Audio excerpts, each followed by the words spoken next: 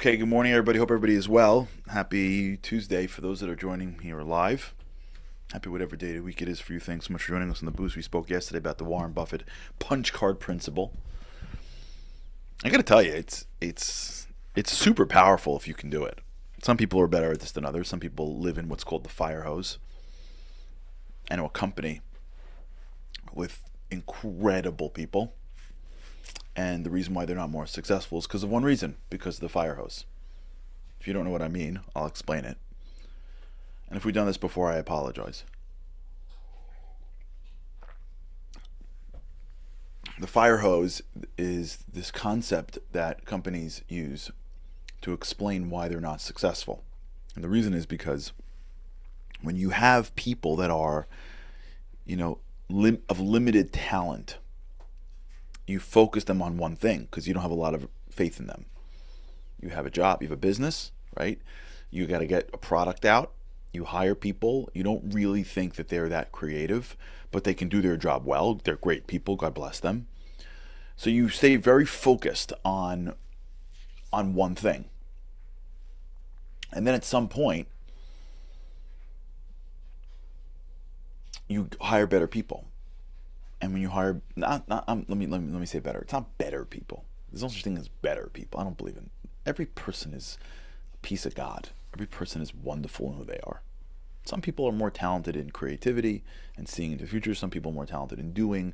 Some people are more interested in their career. Some people are looking for like a quick 9 to 5. Or no one's better than anyone else. But stick with me in the example. So now you hire people that are like visionary types, and they want to do this and that, and now more things are possible.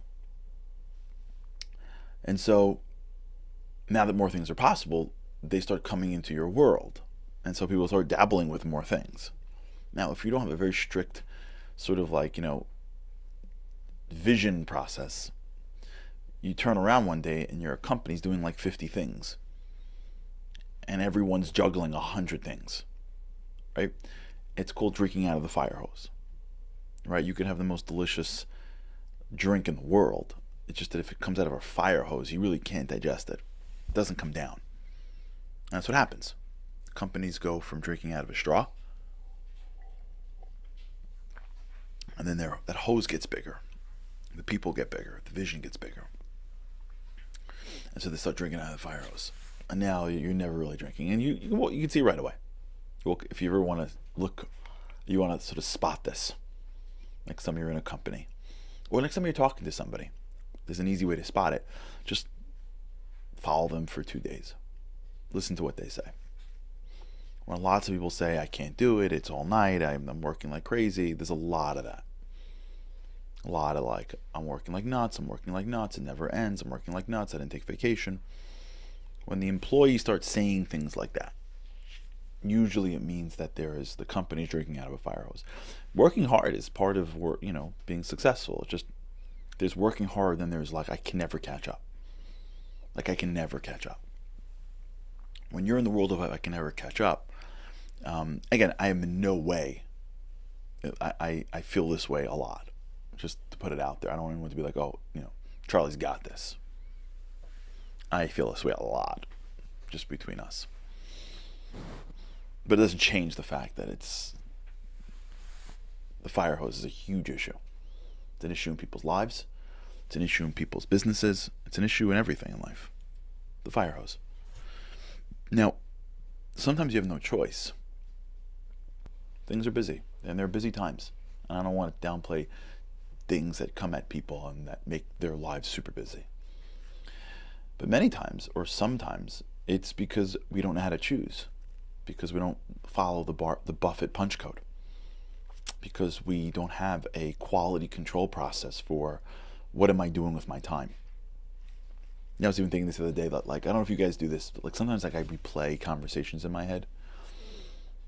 How many times have you replayed a conversation in your head that is never going to happen again? That's a time sink. You may not think it's a time sink because you're thinking about it on the way to something. You're in the shower, or you're walking to the car, or you're driving, or whatever it is. You're not doing anything, but it is because every time you have a thought, the thought takes energy. So you're draining your energy in conversations in your brain that will never happen. That's a lack of quality control for your time investment. Now, how much time do we need? How much downtime do we need? How much did you hear conversations do we need? Right? How many opportunities do we go after that really are not good for us? Whether it's in business or friendships or life or personal, whatever it is. How many times do companies lose millions of dollars because they chased an opportunity that was of low quality? Like, think about your life. Think about your day. Make a list and ask yourself, out of the 15, 20, 30 things I did today, which of these things would I do if I had only 20 things to do for the year? Forget for life, the way the Buffett said it. Imagine if you only could do 20 things a year consistently. Try it for one day. Try this today. Make a list of all the just try it. It'll take you 5 minutes. It's worth it. What's more important than your life? What's more important than your life? Sit down at the end of the day today, or right now if you have the time, or at lunch, or whenever you want, and make a list of what you did either yesterday, or if it's tonight, make a list of what you did today. High level. Woke up in the morning, breakfast, high level. Spoke to him, spoke to her, did this, did that.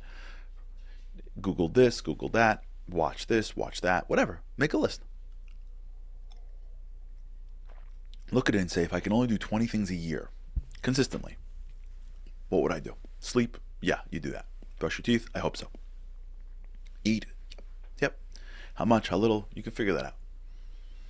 Start to look at what we do every day and ask ourselves, would it pass if I hired somebody and their job was quality control of time investment, would this pass?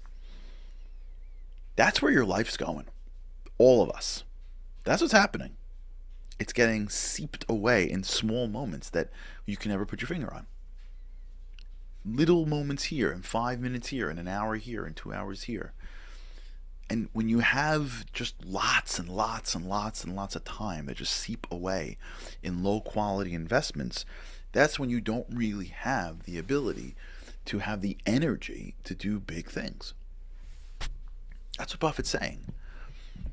You know, I heard him say this once again, and again, I don't mean to, but again, this is life. You don't invest in a way that's different from life. Remember, God created the world through spiritual principles that apply to investing and apply to life. Buffett once, I'll never forget, was speaking at, I forget which business school that I was watching him at, and he spoke about how his greatest misses, the greatest mistakes he's made in his career, is not the companies he's invested in and they failed. Google this if you want to, or I'll tell it to you. The greatest mistakes he just made is the companies that he's invested in, but he didn't double down on. As he says, he was caught sucking his thumb. He saw an opportunity, came at him, and he went in with, remember, this is Warren Buffett, right? He went in with, let's say, like 100 million when he should have gone in with 500 million. And he says, you'll never see this on a balance sheet.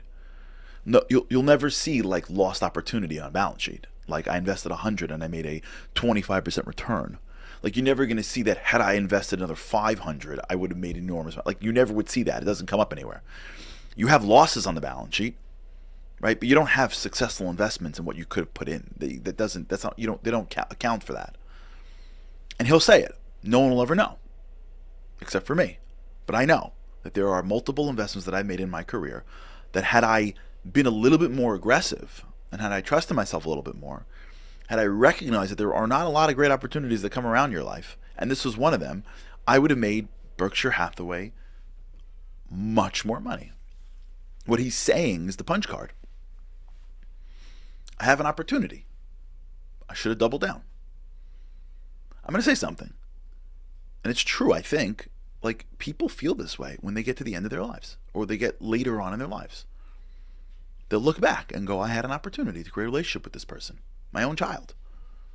And I squandered it with low investments. I was running around. I didn't really need to make that much more money. I hear this a lot. I have little kids at home, right? This person's saying, I had little kids at home. I made enough money to cover my expenses, cover my bills, build my career, but I was so focused on the next size home and the next size vacation and competing with the Joneses that I ran around every day trying to make money, and then I woke up one morning and those little kids were now teenagers, and then they left the house. And I had an opportunity. They're only in my house for so many years. And now I lost it. They're not coming back into my house. They're married. They're not getting to be little again and jumping into my bed at night. I had an opportunity that I could have doubled down in. That would have been a high quality time investment that I would have had forever. And now, because I made a low quality decision, chasing this much more money so that I have this much more rooms in a house that is mostly dark anyways, because at some point you don't need that many rooms every day of your life. And I've heard these conversations with people in moments of weakness when they'll say, did I really need that size at my age? And was it really worth my own children? Period. Did I really need to run around as much as I ran around at a time where I could have doubled down on a high quality time investment, which is my family or my relationships or my depth or my spiritual whatever, or my career? Doesn't have to be a non-money thing. Did I really need to watch every single game in its entirety? Did I really need to be friends with 50 people and maintain? Did I really need that when I could have been growing an expertise in something so that when I got older and it wasn't as easy to run around, I was good at something? Right? It's a time investment thing. Okay, life happens. We should protect us. God should protect us. No question, if things come thrown at us. But what happens when we're choosing? What happens when we're out there making a choice every day for what I'm doing? Do we have quality control for time investment? Do we live with the punch card? If we don't, that's why our means doesn't work.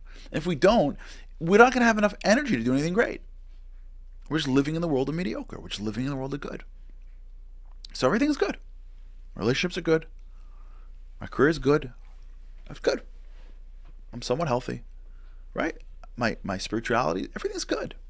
So yeah, somebody, how you doing? You know what they say? Good. Because that's what it is. Good.